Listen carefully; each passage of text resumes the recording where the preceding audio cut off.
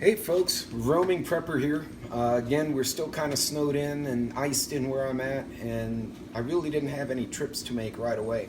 So I'm going to take some of the spare time from conference calls and actually do some dry good canning.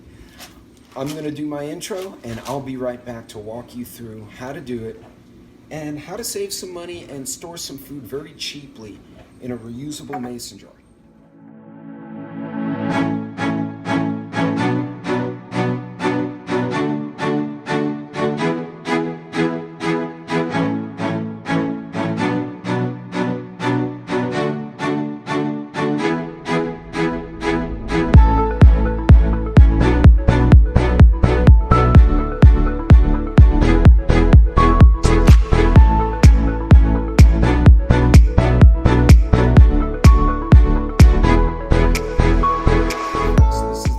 Prepper, and today we're going to go through some really basic food prep.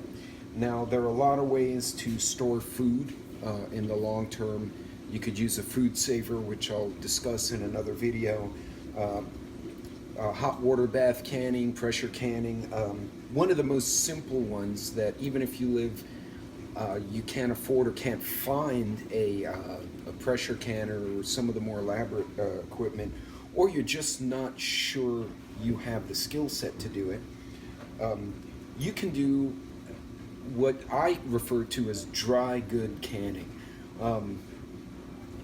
Some folks call it dry canning, and not to be confused with a cooked product in an oven. That's actually dry canning. I'm not very familiar with it. I've heard some warnings about, jars shattering. What I'm doing is dry goods canning, and what we're doing is, in this case, we're going to take some pastas and we're going to put them in a mason jar. Now, once you've done this, we're going to put an oxygen absorber in there, and we're going to basically let the O2 absorber take the air or the oxygen out and create a seal. Once you've done that, you've created a sealed pasta, if you will, that will prevent bugs from entering. It will inhibit rats and rodents from getting in. Okay, so the first thing you want to do is make sure your mason jars are clean. I like to hand wash the lids and the rings, and I'll run these through the washing machine, dishwasher actually. It works really well. Now, the old rule of thumb is that a pint is a pound the world around. That's not always the case. They're typically referring to like a liquid, something close to the density of water, which is much more than the density of dry pasta. But in any case, you get your jars, and again, I'm using the pot-ready cut spaghetti, so it's short spaghetti strands.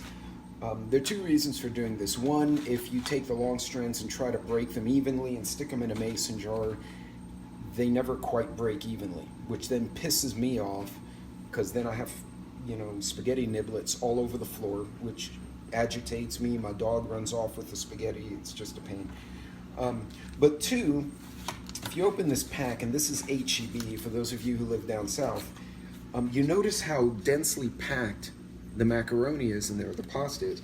So, being an engineer, in my head, I'm saying there's more food density per jar, more caloric content per jar, using a thinner noodle, as opposed to, say, a shell or an elbow or a penne macaroni, which has a lot of open space. You can't really compress them without crunching up the pasta. So in any case, in theory, a pound will fit in a mason jar. I'm pretty sure that's not going to be the case today, just because we're not dealing with a product that will actually change its shape. So, it might be that. Let's see. So, you're going to take the mason jar. By the way, make sure you wash your hands. Don't handle your dog or your cat litter or something like that. You would be shocked at what I've seen people do, and then they wonder why they get sick. I was right. Yeah, I can probably squeeze a little more in there. I'll fight that battle shortly. Okay, so I filled up the 4 jars I wanted. I actually could have used a few more, but now, basically, for dry goods canning, which I guess some people just call it dry to storage. By the way, for those of you who are wondering, this is the same type of O2 absorber you would use in a Mylar jar, Mylar bag, if you were going to put a bunch of bags of pasta or some other product. I don't use Mylar bags for pasta because it's pointed, it has edges, and when you pull a seal on it, you might actually bust a hole in the bag. Not always the case, but you can. I'm guessing that one per is more than enough. And then what I'm gonna do, I'm gonna see if I can squeeze the rest of these bad boys. It's a bit too much rice in there. Okay, so you're probably wondering why the jar with rice.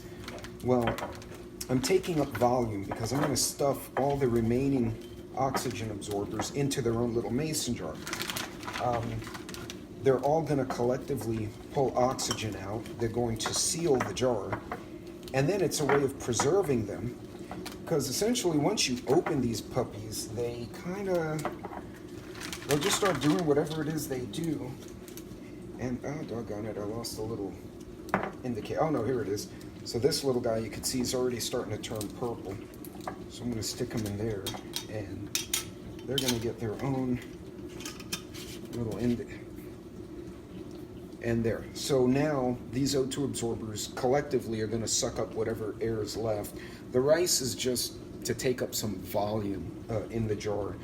I kind of miscalculated, didn't realize how many bags I had, so put too much rice in there. But in any case, you know, the pop-up tab on the lid, you're gonna probably hear it pop. And now I'm gonna close these puppies as well. Okay, so essentially once you're done doing that, you close it out. And I actually had to pull some of the pasta out. I kind of overstuffed the jars. And as such, I wasn't able to get the lid down, which is a bit of an error on my part. But in any case, now I do have a lot of room left over, which I'm not very happy about. When I've done this with rice or beans or something, you can really get a good volume in there and take up all the space. Spaghetti, unfortunately, is not one of those pastas. I guess I could break it smaller, but then you're gonna have these little things.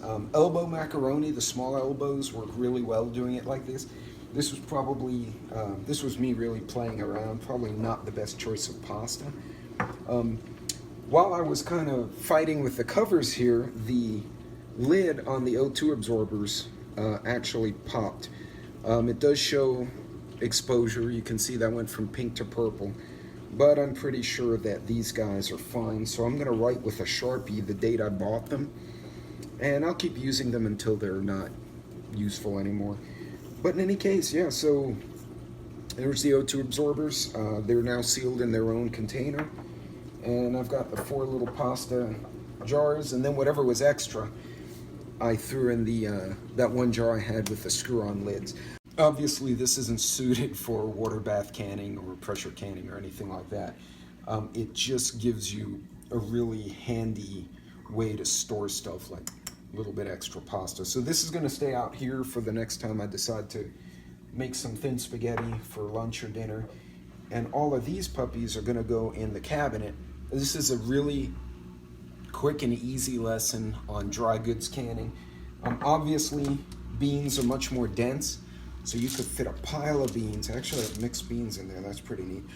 You can fit a pile of beans in here into a mason jar, put an O2 absorber in there, close the lid, and give it a few minutes. You'll hear that ping, that popping sound, meaning it has taken a seal. And you know, it'll preserve food for quite a while. So in any case, I hope this was helpful, especially for those of you who are just beginning and you're kind of intimidated with the pressure canning or the water bath canning. You can find an easier way to kind of get a quick inventory of stuff. But in any case, I hope this was helpful for you guys.